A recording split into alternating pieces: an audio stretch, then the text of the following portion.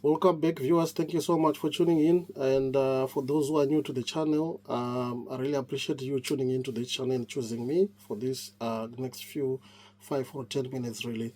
If you haven't subscribed, please do subscribe, hit the notification bell so that when I post, you'll be the first person to know. In today's video, I'm just going to talk to you about the 10 mistakes that social workers do make and how to avoid them. This list is not going to be exhaustive. There's lots of things that people make mistakes about, but these are the 10 key mistakes that I think children's social workers do make and how to avoid them, really. First and foremost, I just want to put a disclaimer to say I don't consider myself to be a guru in the field of social work, but I do provide content and information according to my own knowledge, my own experiences, and so forth. And the hope is that somebody else benefits and gains from this, really. So first and foremost, the first key step or the first key mistake that I think social workers are bound to make is around poor communication. It's important to make sure that you don't leave anything to chance, you don't leave anything to being misinterpreted by the families and professionals that you are working with. So it's really, really important to make sure that you do away with poor communication, because failing to engage with children and families effectively or failing to communicate with them effectively may obviously lead you not to be an effective practitioner at the end of the day. How do you counter this? You need to make sure that you use clear, jargon free, simple language, and you make use of active listening to make sure that whatever you are listening and whatever you are relaying to them, it's quite clear. That's important. And if you're not quite sure that they've got what you meant, there's nothing wrong with you following up with an email to make sure that everything is clear in black and white and there's no room for misjudged mishearings and all that. Point number two, lack of professional boundaries. This is really, really important. There is lack of professional boundaries where there is an issue of a practitioner becoming too emotionally involved with cases.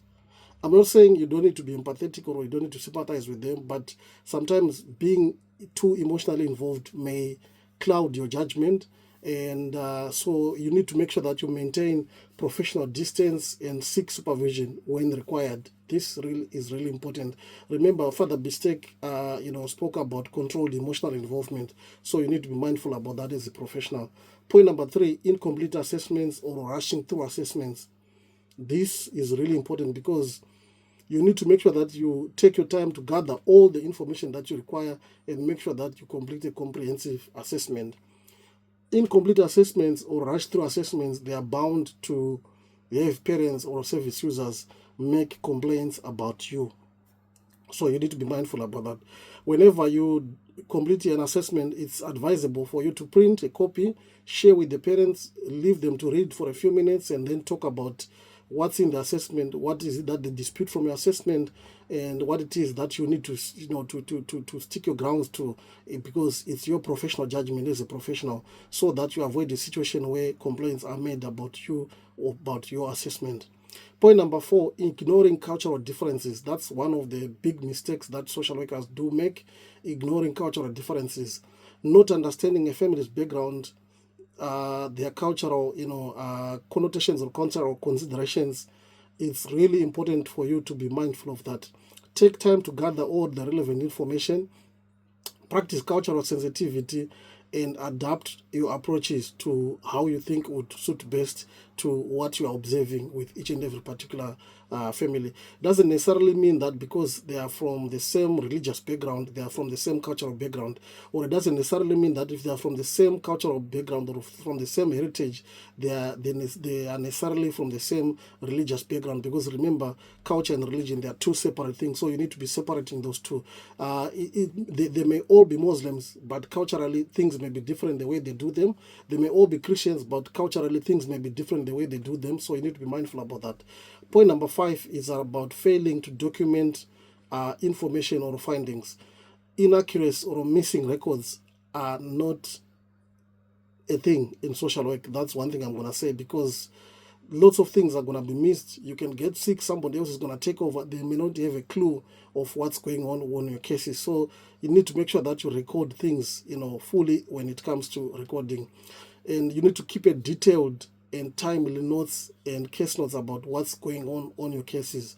Case summary doesn't hurt. 5 minutes, you're done with it. Put it there and you are warm and dry. Avoiding difficult conversations until the last minute. This is one of the other mistakes that people do make. That's a no-no. You need to be making sure that you take things head on and you are articulate, you are able to actually say what it is that we are concerned about. If you hesitate to address serious issues and leave them until the last minute, that's a recipe for disaster. So you need to approach such issues sensitively and decisively and on time and be direct, and also making sure that you deal with those matters straightforward and straight away.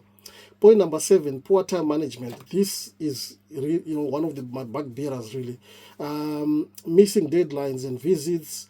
You need to make sure that you schedule your work. You've got scheduling tools that you can use. There's a calendar that you can use, a reminder system that you can also use, color coding that you can also use to make sure that you are on top of your work and you prioritize your tasks accordingly. Remember, court issues to do with court takes priority, and you need to make sure that court reports are done on time and they are sent to court, because there can be consequences if that is not done.